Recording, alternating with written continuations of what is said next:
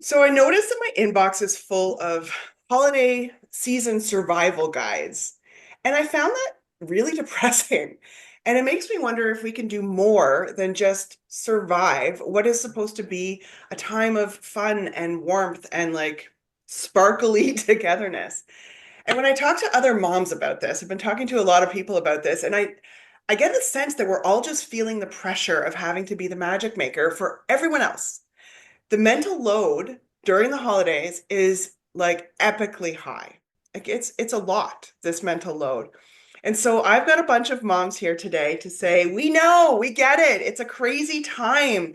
And so we're going to be sharing the behind the scenes fails, the meltdowns and mishaps of the holiday hustle, and hopefully a tip or two that may help you take the pressure off so that you can enjoy the holiday season too. Hey, guess what? You can do less and still be on top of everything. The voice that says everything will just fall apart is total mind BS.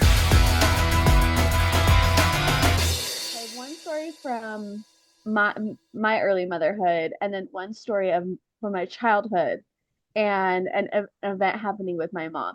So mine was my first baby. I have four, right? And so the first one, and he's a September baby.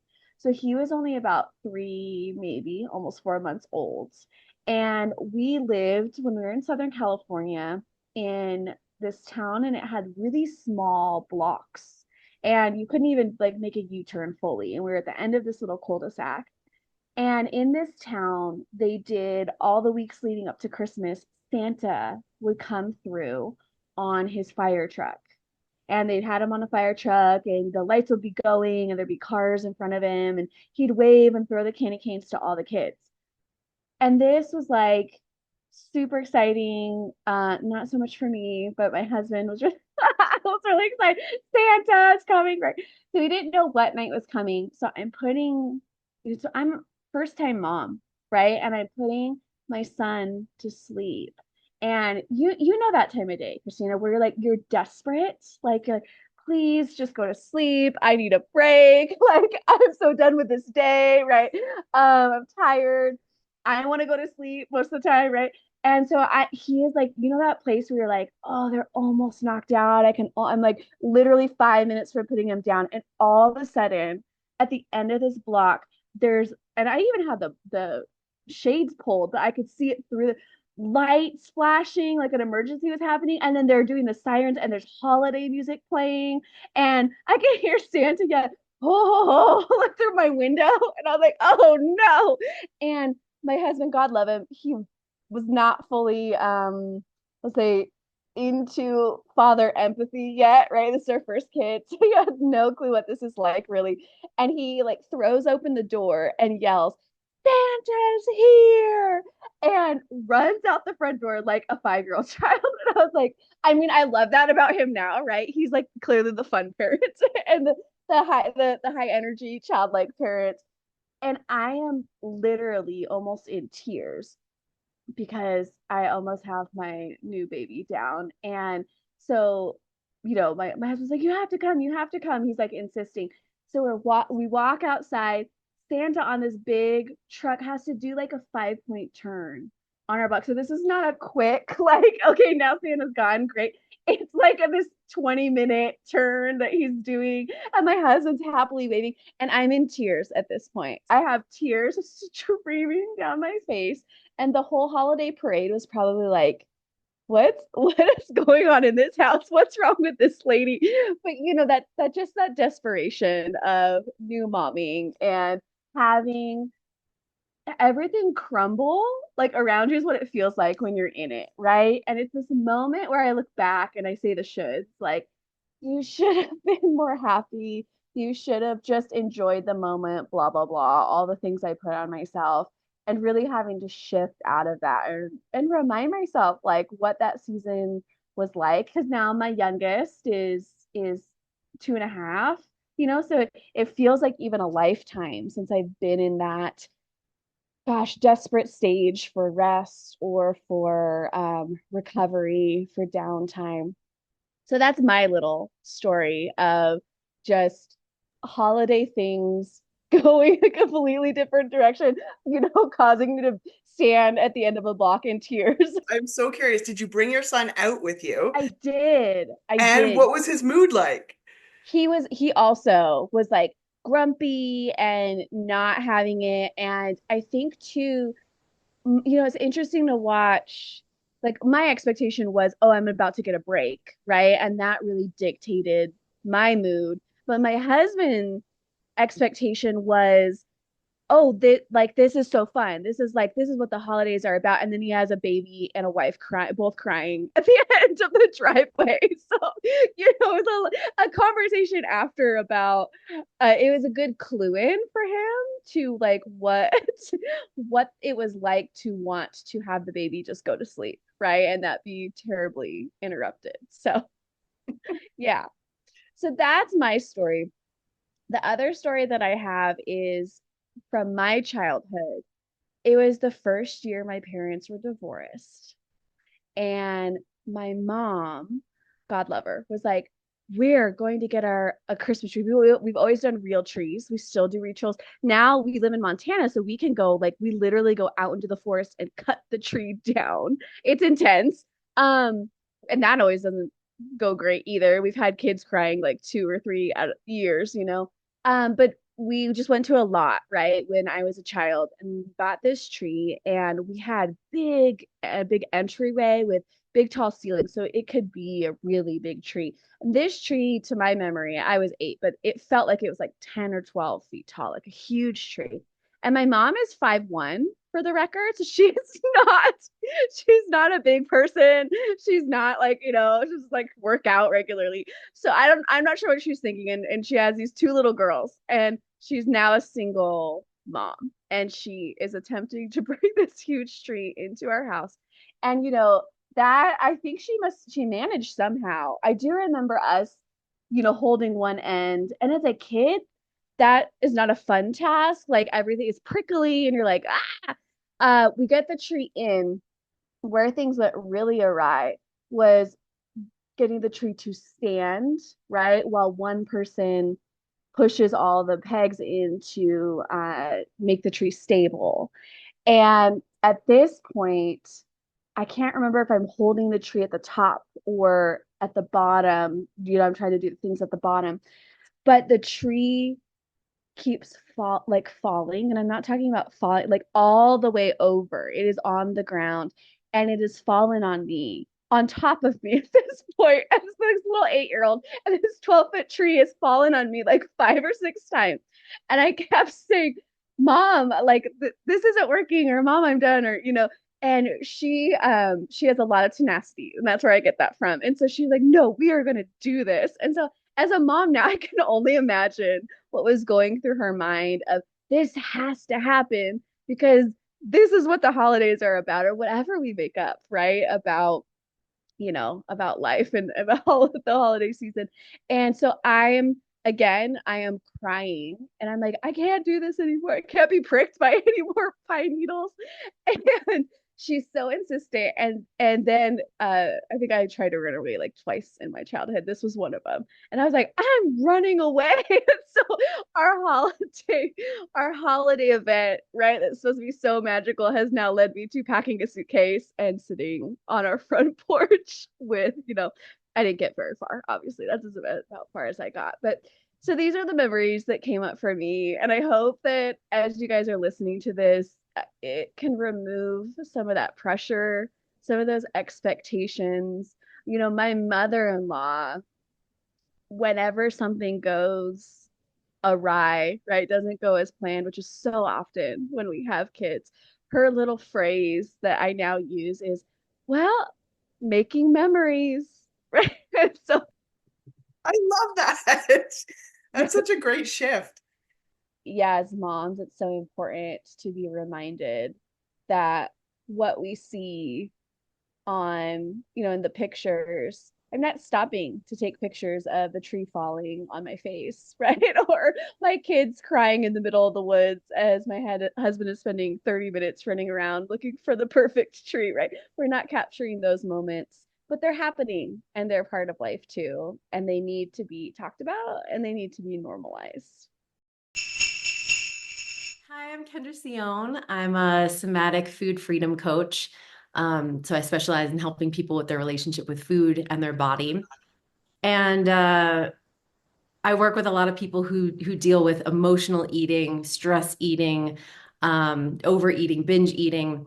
And there seems to be this like stretch of time between Halloween and Christmas where it's just like food, food, food, food, food, more food, but then also stress.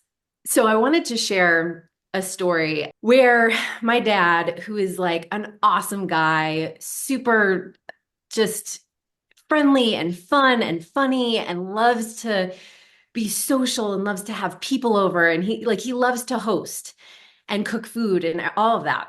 And but and but every holiday inevitably he will get so protective of the kitchen. Like it's like his zone. He gets freaking pissed and really intense. And it's like, I'm a very sensitive, empathic person. And so I used to very much take on other people's emotions.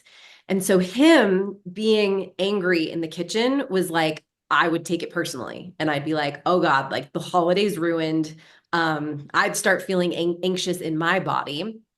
And it would totally contribute to emotional eating. And so fast forward to today where I'm with a partner who is an amazing guy, one of the sweetest people you'll ever meet. He's one of those guys who's almost always in a good mood. Like it's kind of weird. He's just a happy guy, with the exception of when he's in the kitchen and it's during a holiday and he's cooking, it's his domain. And if I'm like in there, like, making my mushroom alternative coffee or something like that, he gets pissed. And he just gets, it's just fiery, like, all right, get out of the way. You're, da, da, da, like, and it's so it used to make me feel so uncomfortable. So if this is something that you deal with on the holidays, during the holidays, and it might be you who's the person who's like setting that tone in the space, but if you're the type where it's the kids that are freaking out about something, or it's the parents freaking out about something, or just the chaos of all these other people's energies in your home or at another person's home, and you tend to be an empathic person and take that all on, um, this is something that I want to share with you, which is if you're familiar with meditation at all, then you might have heard of the expression of witnessing your thoughts or witnessing your experience. And basically what that means is just rather than being in it, like you have a thought, you're fat and ugly and did a shitty job preparing for the holidays, right? You have that thought. Being able to witness that thought would be like you're not in the tunnel vision of it. You're sitting back and you're observing, like, oh, look at me having that thought. Isn't that interesting? Right? So we can do this in our relationship with other people. So the best analogy that I have for this is, so let's imagine my dad, he's freaking out, having his like control, like get out of the kitchen, blah, blah, blah. If you imagine going to the zoo, and if you were on this side of the cage and you're looking into the cage at like some monkeys, right? And they're like dancing around, or maybe they're fighting with each other, or they're eating or whatever, right? You would be on this side of the cage and you'd just be observing them. You'd just be like, oh, look at those monkeys, right? Whereas if you were in the cage and they started fighting or started being intense, you'd probably feel activated. You'd probably feel overwhelmed. You'd be like, oh my God, like these monkeys, right? And so this is what I now do and teach my clients is, in a moment when somebody else is having their monkey moment, is to be in your witness observer. So like lean back into your own body, into your own energy, taking a breath and not getting into the cage with them. I love that. Like, it's such a great, easy thing to say, not my circus, not my monkeys, right? To step out of it.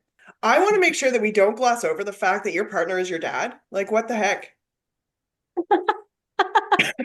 Isn't it insane how we tend to gravitate towards those figures? It's not something that I haven't noticed.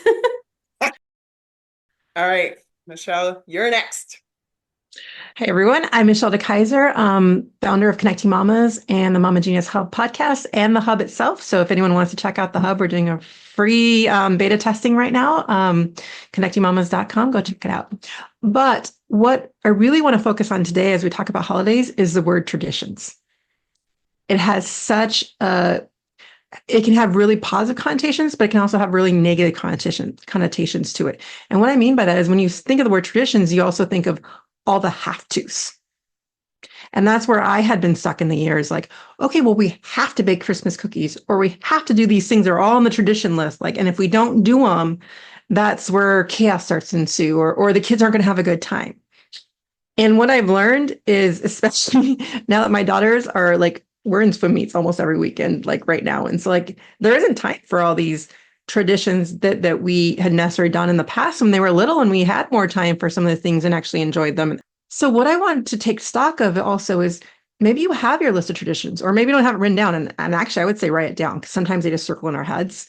And then decide, looking at that list, which one actually sparks joy in you that you actually want to do. Like my daughter was talking about today, wanting to make Christmas cookies. I'm like, used to do that all the time, make the Christmas cookies, spend some time decorating. Even before we had kids, we would make these packets of Christmas cookies and give to neighbors and stuff and do all this. And I'm like, I never really enjoyed it, but my son and my daughter and my husband enjoy it more. So I'm like, they can go ahead and do that. I don't necessarily have to take part in that. And I think that's where it comes into play is figuring out what traditions actually bring us joy and then try and do more of it. So one of the things I like doing is going to see lights.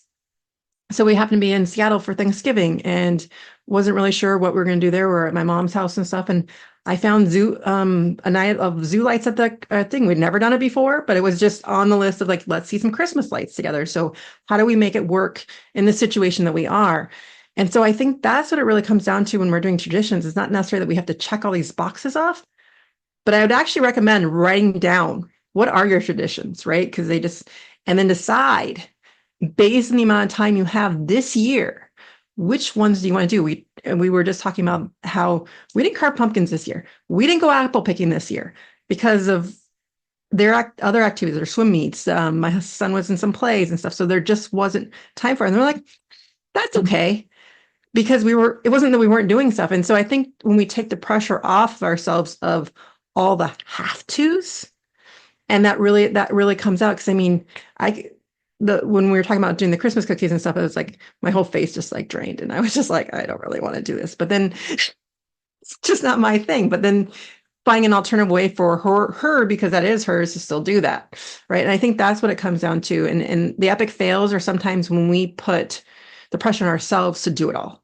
We're really good at culturally looking at boundaries with others, right? I gotta set this, especially during holidays. I gotta set this boundary with this uncle, right? We're not going to talk about that this year, or I gotta set this boundary with a sibling or a cousin. But boundaries with ourselves are also really important, and setting a boundary around, for example, not beating myself up, right? And if things don't go as I expected, that I'm allowed to have a moment. But what I'm not allowed to do is to shame myself that I'm not, quote unquote, the Pinterest mom. Because the way that I see that is like, really, is that helpful? It's really not. As I examine that more, and the other thing that really my kiddo clients we talk about is, would you say that to a friend? I think we need to remember that as adults sometimes too. Is like, if you wouldn't talk to your friend that way, why on earth are you not allowing enough compassion for yourself in these moments? Yeah, that's a great reminder. I Mhm. even go into my, timeout, my mommy timeout, and Yes. sort of have a conversation with myself as if I'm a friend. My Mm, kids make fun of me totally, but I think it's healthy. I mean, I'm Yes, not a psychologist, but it could be healthy. totally healthy. And I'm like, look at you taking a break. That's fantastic. And I'm like, yeah, I needed one, just having this conversation. It's like, So yeah, cute. yeah, Yes. you're It's not good yelling at me modeling about it. too, Christina. Yeah, it's good modeling to our kids Yeah. to say, like, even as an adult, sometimes I just need to step away. And that's the best decision that can be made in this moment. Yeah, I think it's totally healthy and it's good to normalize for our children. Yes, absolutely. We make them do that. We make them take a Mhm. break, go Exactly. take a break, step away, and modeling what to do during that break, other than, trashing their room or packing a suitcase, is always good to help them with. Yeah. Yes, absolutely. So it's interesting that you were talking about traditions because I tried to make a new tradition. I thought this was going to be great. I was going to create this like crazy Auntie Christina's Christmas craft and cookie day where all the cousins would come over and we'd make cookies and we would make an ornament that the kids could come home. Like these are like things that I love. I love having kids in the kitchen and being silly and I like having an ornament every year that we can have on the tree that we can like pull out and like remember, but like, oh, we made this during this. And I have to say that this new tradition was a total disaster because the kids didn't want to do it. Like I was envisioning that, we'd all be covered in flour and sparkles and be so happy, right? But no, they didn't want to do it. They just wanted to play and run around. And like I had to keep redirecting them to the task that I wanted to do. And it was so frustrating. And looking back, it's funny with like how much effort I put into it because it would have been totally fine if the kids just played and the parents just like ate cookie dough. You know what I mean? Like it would have been a fine new tradition, but I had it in my head that this is what it was going to be. And so one year, my 3-year-old had this like epic meltdown because he wanted nothing to do with sitting at the table and doing the craft. And I was trying way too hard to keep him there because I really wanted that freaking ornament to put on the tree because I wanted to have one every year. And so in this case, the ornament was this like transparent sticky paper. And then the kids would just put like shiny things and stuff on it. And then we'd stick another sticky paper on in there, the ornament, right? But he never did it. And after everyone left, I have to say, I had a big glass of wine and I used his sticky paper to like clean the table of all of the glitter. And I like stuck it together, put his name on it, and stuck it on the tree. And that was my son's ornament from that year. And every year I pull it out of the ornament box and I hang it on the tree and I tell my son, oh, look what you made when you were 3. And he's like super proud of it. And I have never told him that he didn't make it. This is the first time I have admitted that defeat out loud. Oh, I love this.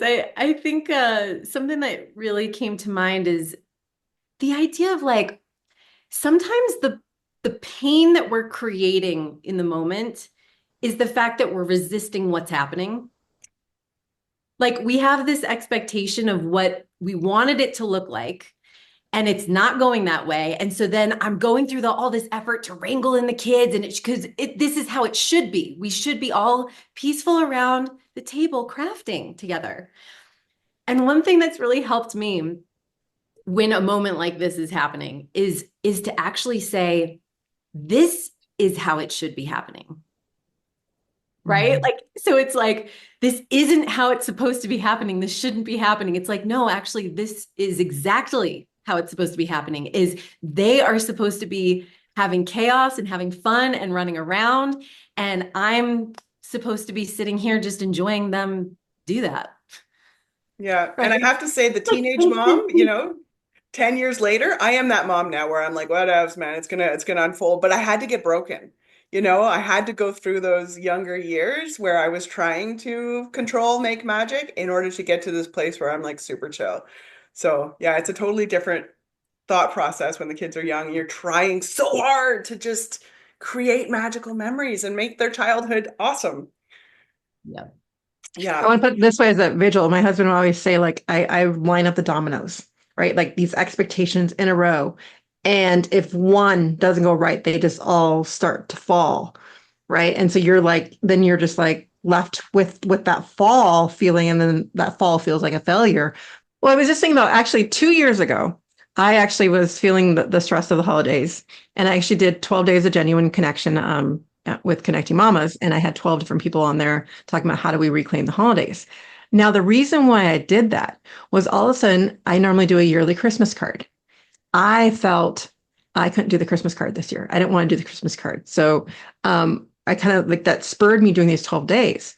What I realized in those 12, in doing that, that the reason why, and sometimes that's what it is looking at the reason why I didn't want to do the Christmas card that year, in hindsight now, I mean, looking at it and going through all of that, was I was almost kind of embarrassed at where my business was at. And I didn't have anything. We always do a note on the Christmas card, like a little letter, and I didn't know what to write for myself. And so sometimes with the season, it's looking at what is the why behind where your feelings are coming from. And so for me in that letter was like, I felt embarrassed, like I didn't have anything I wanted to share. And all of a sudden, oh, my son even was in a play that weekend too. And so we had like all this stuff. And so I got the Christmas card out later than I normally would have, but it was like, it felt complete for the year for where we were at.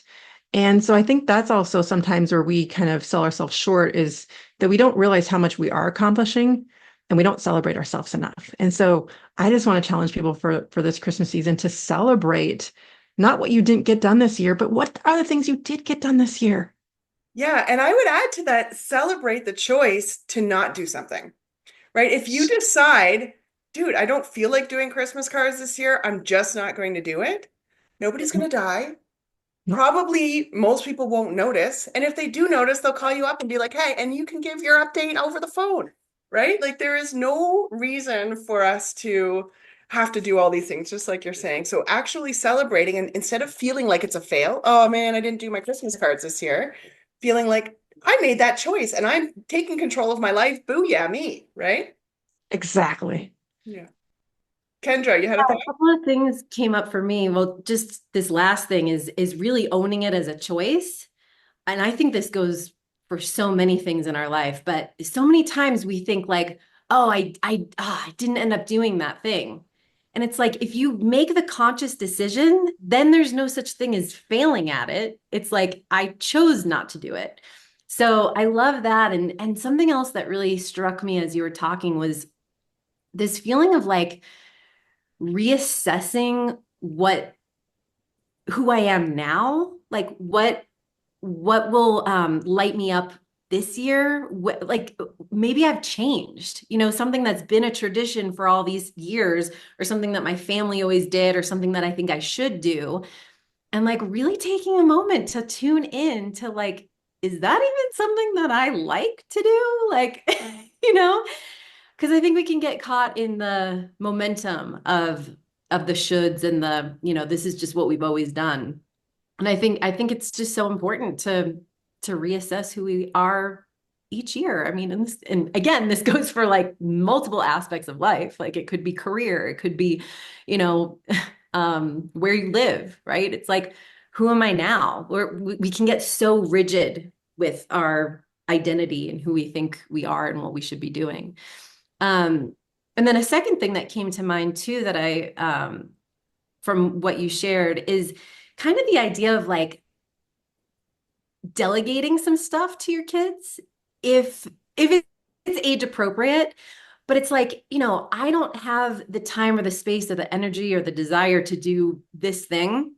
But like, hey, Kyle, would you take the reins on this year? I think that would be so awesome if you led your little brother and sister into the cookie making thing. Or, if you like, I don't know, I think that you can kind of spin things to kids to make it a benefit rather than like mommy doesn't feel like doing that this year. Yeah, I love that. And then letting go of the outcome of it, because they're not going to do it the same way that you're going to do it. Like, for example, I told my kids, okay, you're decorating the tree, and all of the blue balls were on one side and all of the white balls were on another side. You know what I mean? Like, because that's how they've chosen to decorate it. And so that is, perfect and better and just fine. I don't need to rearrange it when they go to sleep to make it magazine ready. It's done. Like, check that off my list, celebrate that I've made the choice, celebrate them for doing it, right? It's all about celebrating the season. So what if we celebrated different things? Mm-hmm. I love that. Yeah. And I love the idea too, Kendra, that you brought up that it's right now. Right now. What am I feeling right now? Because, like Michelle was saying, I don't feel like doing a Christmas card this year, but that doesn't mean that tradition's gone forever. It could just mean that this year it ain't happening. I know that you made it happen, Michelle, but just it ain't happening. But next year is a new year and we could do it again next year. No problemo.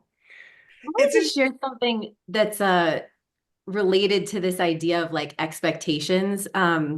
Because while there's like this, what we're talking about is the magic of letting go of expectations in a moment like that and not holding so rigidly to it, and how that can create so much peace, like when you just decide that this is fine. Um, but in an opposite way, actually expecting not the worst, but but I've been really loving this mantra, what we expect, we can accept. And there's certain things during the holidays that you can just kind of expect at this point. And I think a lot of us can go into the holidays thinking, well, either thinking the worst and then going that way and being like, see, I knew this was going to happen, or going into the holidays expecting everything to go perfectly well, how you designed, and then it doesn't, and you go, oh my God, this is not what I wanted. And what I want to offer is this idea of like, for instance, this is also the holiday of unsolicited comments on what we eat and what our body looks like. At least for me, it has been. Mhm. Um, and it's like there's certain people where it's going to actually serve me to expect them to say their stupid fucking, oh, sorry, to expect them to say their stupid whatever comment to me, right? Because then I'm preparing my mind and my body for like, Nana, God rest her soul, but like she's gonna make a comment tonight. Like I know she's going to. And when I can expect that, I can accept it when it comes up because then she says it and I go, "Oh yeah, this is the moment. Like this is when she says that comment."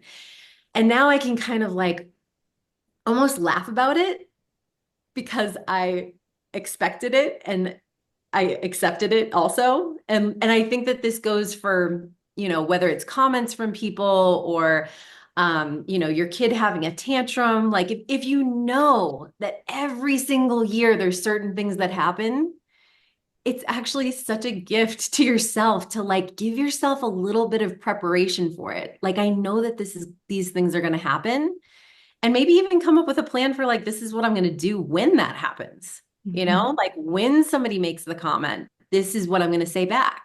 Or when I get overwhelmed, like one of my best resources is the bathroom during events. I will just go to the bathroom and I'll hang out in there for a few extra minutes and nobody notices. Or I have a dog. She's a great escape plan for me. I'm like, I gotta take the dog for a walk, and just get some movement in my body, let whatever happened go. So yeah, I just wanted to share that as kind of a little tool in there as well. That sounds a lot like your tip about standing outside the cage and watching the monkeys. Like you know the monkeys are going to misbehave, and you can just be outside of the cage watching the chaos and be like, ha, ha, ha, yeah, I knew that monkey was going to do that, you know? Totally. Yep. So every year I host my family and I put all this pressure on myself to make like this perfect epic dinner with homemade everything and have my house that's like super clean and beautifully decorated, even though I have young kids. And like at the time, it seemed like this was the most important thing. And every year I was totally exhausted. And I didn't get to sit down during the visit, like when everybody was over. And at the end, nobody ever helped me with the dishes. And I was left with this mess and this like growing resentment at my family. And one year, I was just done. Like I was done. And I ended up buying two like shawarma family platters. And I just like plunked these down on the table with a stack of paper plates. Like no Christmas crackers, no cute holiday napkins. I was making a statement and I plunked them down with like this sense of anger. And I was just waiting for the passive aggressive comments, like you were talking about, those little comments to start. And I was like daring them to, because I was like maybe itching for a fight now that I look back at it. But here's the thing, they didn't. The comments didn't come. The family was so happy. They just dug in. They were like, oh my goodness, this is something different. Oh, how cool. And my dad told me for like the first time ever that dinner was so great this year. Like I wanted to punch the wall. And he said like, "Oh, it was so nice that, you were able to come sit and visit with the family." And I was like, that was like a huge learning moment for me because I thought that the magic was in, all of the hoopla of the meal and all of the homemadeness of it, but maybe the magic was in something different. And so my tip for the happy holiday is to focus on only what's most important. And we've been talking about this whole time, but do we know what's most important? Like like Michelle was saying, is it more important, that the cookies are made perfectly or that, we have time in our space? So is it more important for the traditional turkey with all the fixings or that I get to spend time with the guests that I have over? Because I know that we want to think, like I want to think that everything's important. All of it's important. I have to do everything this season. And the holidays are only going to be great if we do it all a certain way, right? But we all realize after all this whole discussion that that is total mind BS. And if we only did what we wanted to do, how would that change our whole perception of the holiday season? Like you were saying, like if you want to do cookies, do it. But if it seems like a huge chore, just don't. And Atara was talking about boundaries with yourself. And so this is another example because we have the power to choose. We have the power to make those boundaries with ourselves. I also want to share that I never let that dang elf on the shelf into my house. I Me never neither. did. I never did. It was fine. I told my kids that the elf was watching them because there was an elf at daycare and an elf in their classroom, an elf freaking everywhere. And my kids were like, okay. And it was never an issue. Yeah, I think before what you were talking about really alluded to something that Michelle was talking about too, is like kind of tuning into the why that you're doing something. Michelle, you were kind of speaking about like why you're not doing something, where those feelings are coming from. But I think we can also do it in the same exact way. Like, why am I doing this? Which, if you get really clear on what your why is, then it's probably going to inform A, do I even want to be doing this? Like, if my why is like just to impress, then maybe no. If my why is like, this is me using this as an opportunity for art. Like, I just love to Martha Stewart the hell out of the table. And like, that feels good to me. And I could give a shit if anybody else appreciates it or not. Like, this is creating joy for me. That's my why.